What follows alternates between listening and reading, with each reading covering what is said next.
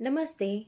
बऱ्याच वेळा तेच पदार्थ खाऊन लहान मुले तर बोर होतातच, पण घरातले जे मोठे लोक आहेत ते सुद्धा बोर होतात. त्यांना सुद्धा नवीन नवीन व्हरायटी हव्या असतात. तर असं पण त्याच साहित्यांमध्ये पण बनवायची पद्धत थोडीशी वेगळी. तर छान असे आज आपण चीजी टॅकोज बनवणार आहोत.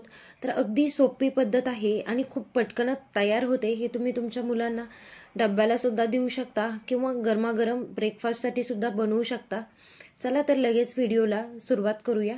त्यासाठी कढईमध्ये तेल घेतलं, त्यामध्ये जिरे टाकलेली आहे, बारीक कट केलेला कांदा टाकलाय. कांदा थोडासा परतला की त्यामध्ये मी स्वीट कॉर्न टाकून घेतलेला आहे, बारीक कट केलेली शिमला मिरची टाकलेली आहे, आलं लसणाची पेस्ट टाकून घेतलेली आहे.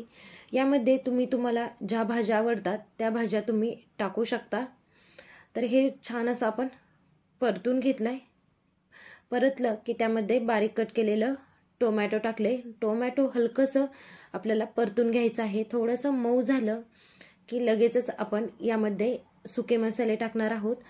तर हळद टाकलेली आहे, लाल मिरची पावडर, थोडासा गरम मसाला, धना पावडर किंवा यामध्ये पावभाजी मसाला सुद्धा खूप छान लागतो, तो सुद्धा तुम्ही एकदा नक्की वापरून पहा. तर एकदा मिक्स करून घेऊया. जर आपला मसाला खूप ड्राय वाटत असेल तर यामध्ये 1 ते 2 चमचे पाणी तुम्ही टाकू शकता. त्यामध्ये आता बारीक कट केलेलं पनीर टाकून घेऊया. तर हे पनीर सुद्धा मी घरीच बनवलेलं आहे. तर असं घरी पनीर बनवून तुम्ही असे टॅकोज बनवू शकता.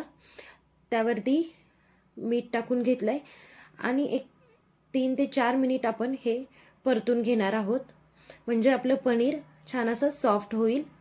पनीर लगेच शिजतं, त्यामुळे त्याला असं सेपरेट शिजवायची गरज पडत नाही. 3 ते 4 मिनिटांमध्ये हे छान असं मऊ होतं. तर त्यामध्ये आपण कस्तुरी मेथी टाकून घेऊया, परत एकदा मिक्स करून घेऊया. आणि आता आपले इथे छान झटपट पनीरची भाजी तयार झाली. गॅस बंद केलाय.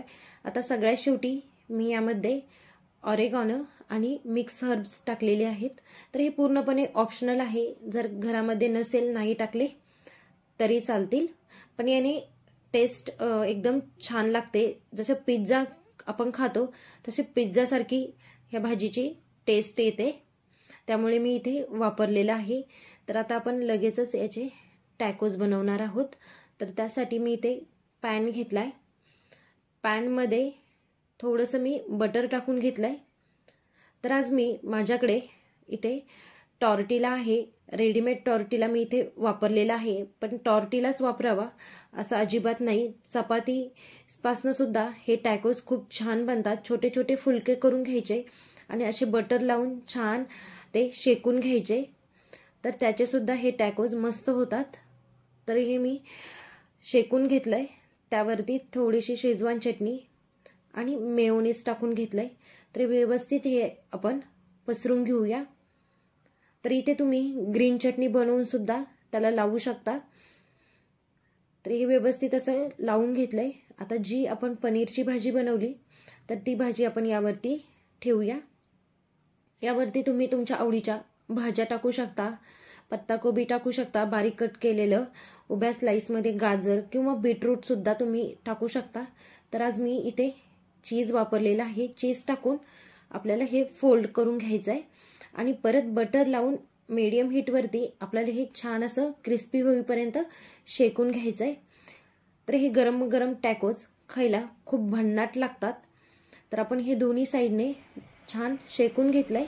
तर तुम्हाला बनवायची अजून एक पद्धत दाखवते. जर लहान मुलांना तिखट नसेल बनवायचं तर त्यावरती थोडंसं टोमॅटो केचप, थोडंसं मेयोनीज टाकून परत हे व्यवस्थित असं लावून घ्यायचं.